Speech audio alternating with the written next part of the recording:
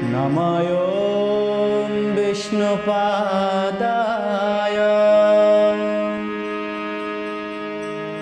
कृष्णपृष्ठाय भूतले श्रीमते भक्ति वेदांत स्वामिनीति नामिने। नमस्ते सरस्वते देवे गौरवाणी प्रचारिणे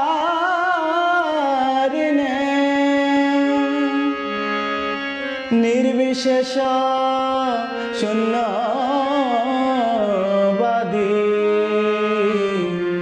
पाश्चात्य देशतारिणे।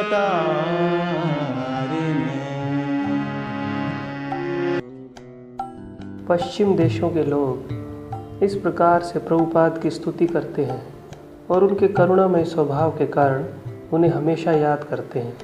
इन्हीं 70 साल के वृद्ध सन्यासी की कृपा से पूरे विश्व में कृष्ण भक्ति के नए सूर्य का उदय हुआ। हरे कृष्णा कृष्ण कृष्ण हरे हरे हरे राम राम राम हरे हरे। कोलकाता के स्कॉटिश चर्च कॉलेज से अपनी पढ़ाई पूरी करने के बाद प्रभुपाद गृहस्थ जीवन में रहते हुए अपने पिता के दोस्त के यहाँ एक दवाइयों की प्रयोगशाला में काम करते थे। एक बार प्रभुपाद के दोस्त नरेन ने प्रभुपाद को किसी सन्यासी के यहाँ मिलने के लिए बोला, तो अभय ने पहले तो मना कर दिया, परंतु अपने दोस्त के बार बार कहने पर प्रभुपाद चलने के लिए तैयार हो गए। दोनों दोस्त जैसे ही सन्यासी के निवास स्थान पर पहुँचे तो भक्ति सिद्धांत प्रभुपाद ने, जो बाद में अभय के गुरु बनेंगे, पहली ही बातचीत में उनको कहा, आप अंग्रेजी भाषा से पढ़े हुए हैं तो आप पाश्चात्य देशों में जाके भागवत धर्म का प्रचार कीजिए।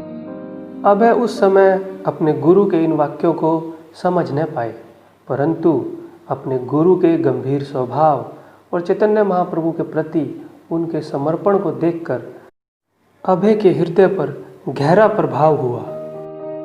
बाद में 11 वर्षों के पश्चात अभय ने अपने गुरु से दीक्षा ग्रहण की। इस भौतिक जगत को छोड़ने से पहले प्रभुपाद के गुरु भक्ति सिद्धांत महाराज ने प्रभुपाद के किसी पत्र के जवाब में उनको लिखा, तुम अंग्रेजी भाषा में प्रचार करो, यह तुम्हारे लिए अच्छा होगा।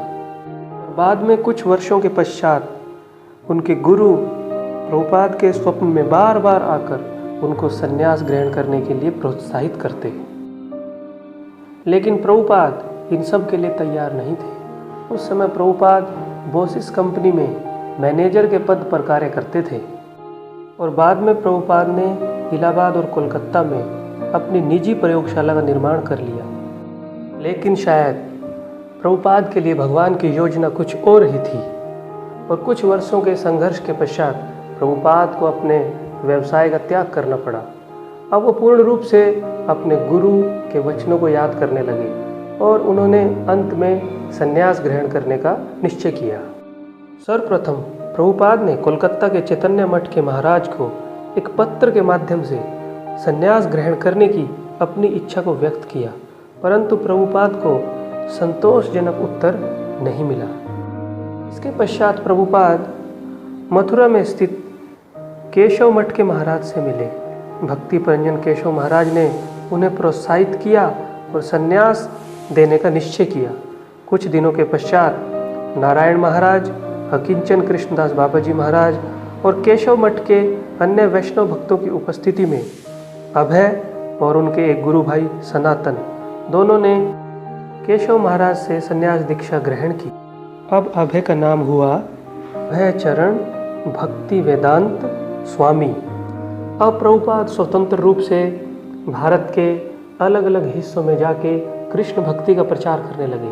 7-8 वर्षों के संघर्ष के पश्चात प्रभुपाद को सफलता नहीं मिली, तो इसके पश्चात प्रभुपाद ने अपने गुरु के आदेशानुसार पाश्चात्य देश में जाने का निश्चय किया और अमेरिका के न्यूयॉर्क शहर में पहुंचकर प्रभुपाद ने कृष्ण भावनामृत संस्था का संगठन किया।